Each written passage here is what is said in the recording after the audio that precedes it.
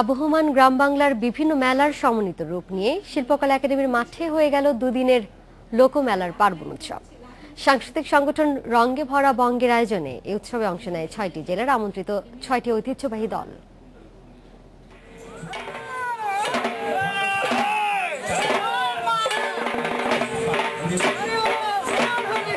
সারা শরীরে রং, মুখে জবা ফুল আর হাতে তলোয়ার, এরা বিক্রমপুরের লাল কাছের দল।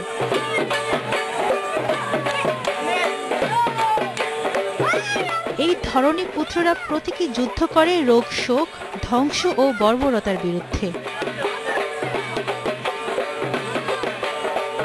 লাল কাছের মতো লোকমেলার পার্বণ উৎসবে প্রথম দিন অংশ নেয় আরও দুটি দল, নরসিংদীর গাজীরপট ও টাঙ্গাইলের রহিম বাদাইমার দল। বিভিন্ন এলাকার লোকজ আচার আচরণ জাতির সামনে তুলে ধরাই এই আয়োজনের উদ্দেশ্য। লোক সংস্কৃতির যে ভান্ডার, এই ভান্ডারের যারা স্রষ্টা তারা কিন্তু আমাদের দেশের সাধারণ মানুষ। আসলে আমাদের এই দেশটাকে গড়ে তুলেছেন এই দেশের সাধারণ মানুষ। আবহমান বাংলার প্রাচীন ঐতিহ্যের ছাপ রয়েছে এই দলগুলোর রীতি রেওয়াজে। মেলার বাণিজ্যিক দিকগুলো নয়, গ্রাম বাংলার ঐতিহ্যের বৈচিত্র্যই ফুটে উঠেছে আয়োজনগুলোতে। মেলার দুইটা দিক থাকে, একটা হলো আয়োজনের যে উপসঙ্গ, সেটাকে আমরা বিভিন্ন কারণে মেলা হয়ে থাকে। এর মধ্যে ধর্মীয় কারণগুলি বাদ দিলে যে কারণটা থাকে তাকে আমরা পার্বণ বলে থাকি। এই পার্বণগুলি নিয়ে আমাদের এই আয়োজন, এমন ছয়টা এরকম পার্বণের অনুষঙ্গ নিয়ে আমাদের এই আয়োজন।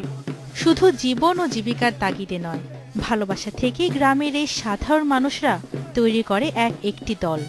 7 বছর দিনে পড়ায় এখনো আমি এই জগৎ নিয়ে আছি। আমার উস্তাদ, তার উস্তাদ সব মারা গেছে, আমরা ওই স্মৃতিটা ধরে রাখছি গ্রামে।